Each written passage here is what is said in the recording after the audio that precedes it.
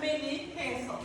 Bax, aylar qız adıdır, bütün şəxsin təkidir. Sualını mən does'la verirəm. Does, aylar, has də normal fe'l olduğu kimi keçir. Son kökünə qayıdır. Does, aylar, have many pencils. Burada uşaqlar biz baxmırıq. Bizim mübtədaya baxırıq. Mübtədamız ayladır. Pencils nədir? Tamamlıqdır. Mən cümlənin ümumi sualını verərkən mübtədaya baxıram. Mübtəda təkli deyə mən burada does verirəm. Buradakı pencil sizi çaşdırmasın. Ham ona görə çaşır. Does aylar have many pencils. Bunun da qısa cavablarını necə verirsiniz? Testdə bu düşür, diqqətli olaq. Bax, yes, birinci yes, sonra no.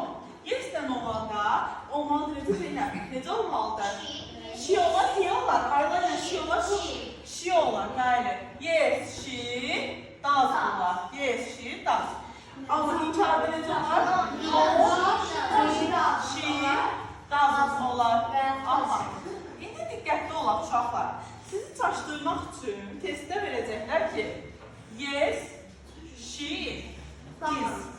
Və yaxud da no, she is.